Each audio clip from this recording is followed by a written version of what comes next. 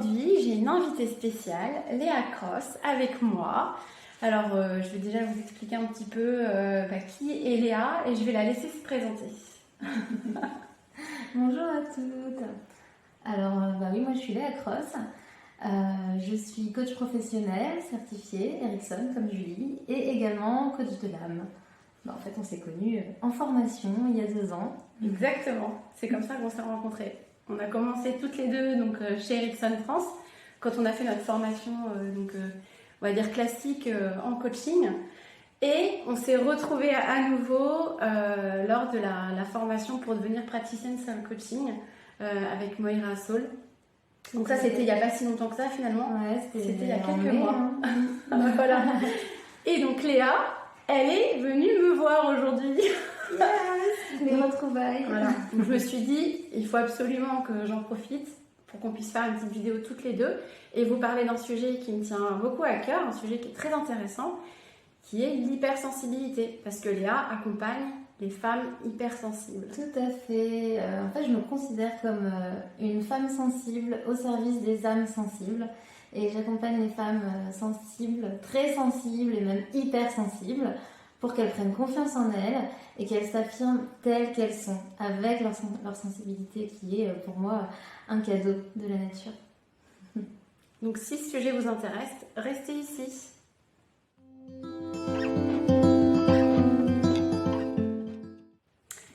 Alors du coup Léa, moi j'ai une première question, basique mais importante.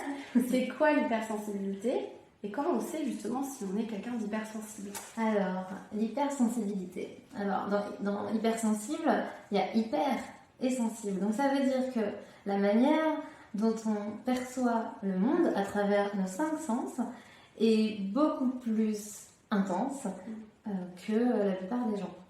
Donc ça veut dire également que nos émotions sont plus intenses et beaucoup de choses qui en découlent finalement. Oui, ça me parle. Ouais.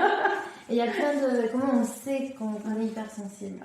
Alors, quand on est hypersensible, souvent déjà on a un sens assez haut du beau, de l'art. Donc déjà il y a ça c'est une première chose. Ensuite il y a, comme j'en parlais tout à l'heure, les émotions qui sont très fortes pour soi-même. Également le ressenti des émotions des autres, pas seulement les nôtres qui sont amplifiées, mais on ressent très vite, on perçoit très vite l'émotion de l'autre. S'il y a un changement d'humeur chez la personne qu'on a en face de nous, on peut le percevoir avant même que la personne le dise, l'exprime, on peut très vite percevoir ça. Il y a aussi, quand on est hypersensible, le fait que ça tourne beaucoup dans notre tête. D'accord. Les pensées tournent beaucoup. On se pose beaucoup de questions, on se remet beaucoup en question, ce qui est en un sens une bonne chose, parce que la remise en question, ça permet d'avancer. Simplement, parfois on le fait à outrance. C'est un peu fatigant. Ouais, ça peut être fatigant. Voilà, et comme on a beaucoup de pensées qui nous viennent sans arrêt quand on est hypersensible, parfois ça fatigue, comme on disait, on a cette envie de s'isoler. On peut ressentir ce besoin, d'autant plus que comme on est très empathique et donc parfois une éponge émotionnelle, se couper, ça permet de calmer tout ce flot d'émotions et de pensées qui nous vient sans arrêt quand on est hypersensible. Donc ça, c'est une façon de le reconnaître. Une petite tendance aussi à être perfectionniste quand on est hypersensible, parce que cet attrait pour le beau, le bien faire, nous fait parfois être un peu trop perfectionniste, ce qui peut ralentir le fait d'oser parfois faire les choses et de s'affirmer, parce qu'on a envie d'être bien, de bien faire, et parfois oser être soi, ça peut être difficile parce qu'on ne veut pas blesser l'autre. Oui. On est tellement sensible à l'émotion de l'autre. Voilà. Donc il y a aussi cette idée-là. Tendance à culpabiliser parfois également. Ouais. Je vois pas de quoi, non, ça me parle pas du tout. D'accord.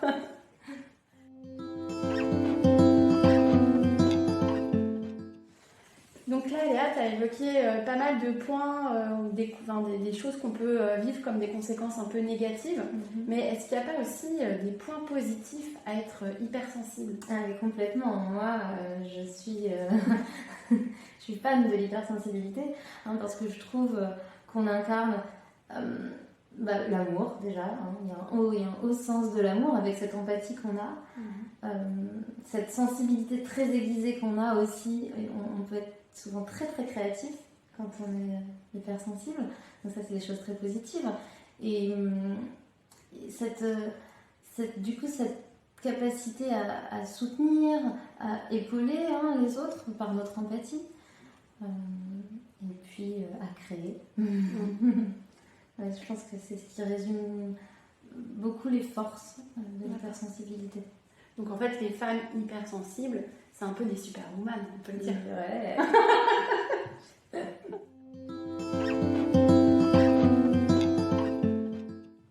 Et donc toi, Léa, est-ce que tu te considères comme quelqu'un d'hypersensible? Bah oui, complètement. C'est pour ça que j'ai voulu aider les femmes hypersensibles. D'accord. Parce que je me suis moi-même rendu compte de mon hypersensibilité.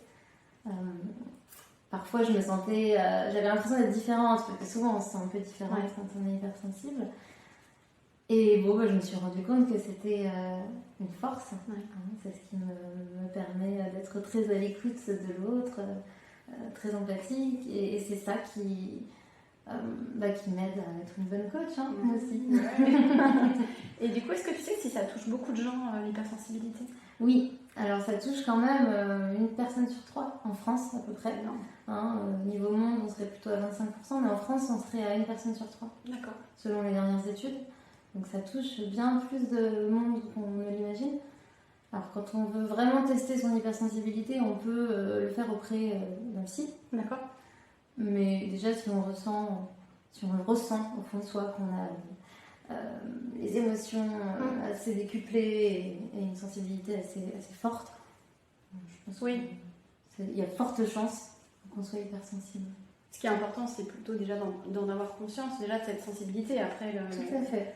Le niveau de la sensibilité, je ne sais pas si c'est ça qui est le plus important, mais déjà d'en avoir conscience finalement. Puis il y a des degrés d'hypersensibilité, évidemment. On n'est pas tous sensibles de la même manière et au même degré.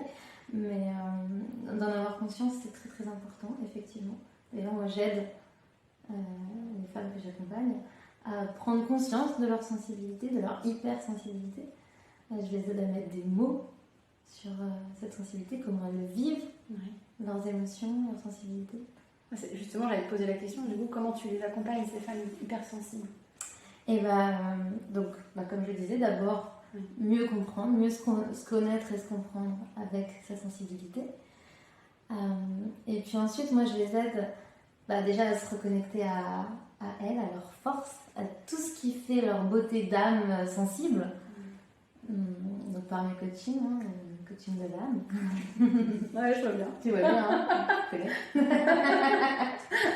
Je trouve ça très puissant pour se reconnecter à toute la belle personne que l'on est, déjà.